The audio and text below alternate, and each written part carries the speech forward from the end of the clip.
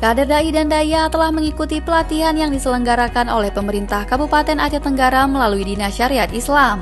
Diharapkan dapat meningkatkan efektivitas syiar Islam. Kepala Dinas Syariat Islam Muhammad Rasadi mengatakan, setelah sepekan mengikuti pelatihan sejak tanggal 10 hingga 17 Juli 2024, para kader Dai dan Daya diharapkan dapat lebih meningkatkan kemampuan dalam berdakwah, khususnya dalam era digital yang terus berkembang seperti penggunaan media sosial. Kami mengharapkan ilmu-ilmu dan teknik-teknik dakwah yang mereka kuasai ini mereka akan aplikasikan di wilayah mereka masing-masing dan tidak di sana dan tidak cukup pada saat di situ pula.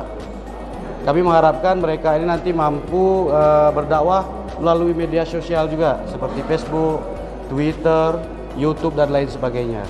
Karena sekarang kan dunia digital. Iya, sesuai dengan mengikuti perkembangan zaman.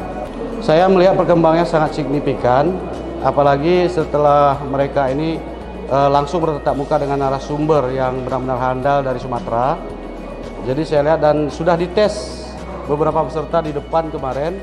Alhamdulillah sangat bagus dan insya Allah mereka ini akan menjadi dai yang idaman bagi masyarakat. Salah seorang peserta pelatihan kader Dai dan Daya, Semi Arba, mengatakan pelatihan yang dilaksanakan Pemkab Aceh Tenggara melalui Dinas Syariat Islam sangat bermanfaat dalam meningkatkan metode dakwah. Pasca pelatihan, peserta mendapatkan peningkatan kemampuan dan kepercayaan diri.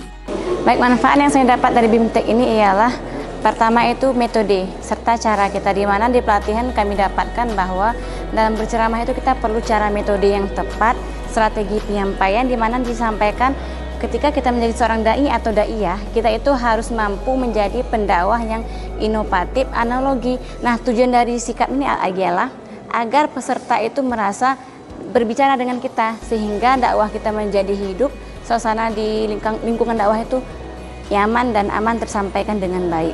Yang mana setiap dai dan daiyah itu harus memperbarui metode sesuai dengan lingkungan di masyarakat tempat dia dakwah, usia, serta latar belakang daripada jamaah tersebut. Pemerintah Kabupaten Aceh Tenggara menggelar pelatihan bagi 224 kader dai dan daya selama sepekan, yang digelar dalam 2 gelombang, terhitung sejak tanggal 10 hingga 17 Juli 2024 di Gedung Diklat Kabupaten Aceh Tenggara. Melalui pelatihan, kader dai dan daya ditargetkan dapat meningkatkan kompetensi dalam berdakwah. Tim Liputan Diskominfo Aceh Tenggara.